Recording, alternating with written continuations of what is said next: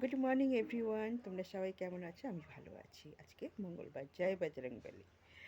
তা আজকে অনেকটাই দেরি হয়ে গেছে। রোজই আমার দেরি হয়, তবে যেদিন আমি সকালবেলা একটু সময় পাই তাহলে আমার গুড মর্নিংটা আমার একটু তাড়াতাড়ি সারার চেষ্টা করি।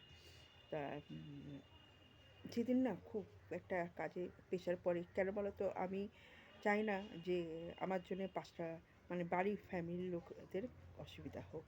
সেই জন্য আমি মোবাইলটা তখন সকাল থেকে আমি কোনো মানে মোবাইলটা আমি ধরিই না, আমার যতক্ষণ না কাজটা আমি কমপ্লিট না করছি। কাজটা কমপ্লিট করে নিলাম, টিফিন সেরে সারা হয়ে গেল সব কিছু, এবার রান্না বসাবো, কিছুটা রান্না এগিয়ে আছে বা কিছুটা রান্না করব।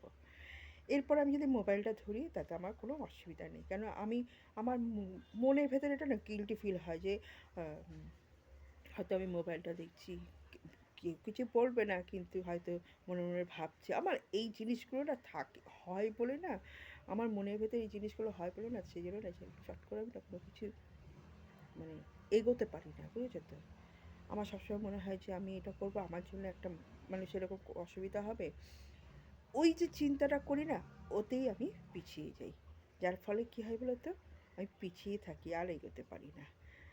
তা সেই রকম যখন আমার সকাল দিকে এতটাই কাজ থাকে, তখন মানে যত রাত্রি হোক, সেই সকালবেলা উঠে তখন মানে দৌড়াদৌড়ি শুরু করি যে মানে কাজগুলো কতক্ষণে আমি টাইমের মধ্যে কমপ্লিটটা করতে পারবো।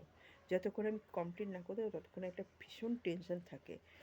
তারপরে এতটাই কাজ হবে আমার, জামা কাপড় আমি একটু যদি রোদ্দুরে দেবো, একটু দেবে প্রত্যেক দিন জামা কাপড় কাচার পর সেই জামা কাপড়গুলো না একটা স্যাঁতস্যাঁতে হয়ে থাকে ঠান্ডার, একটু গরম গরম রোদ্দুরে দিলাম, সেই জামা কাপড়গুলো পরলাম, ভালো লাগে। তা সেইটা পর্যন্ত আমি পারি না।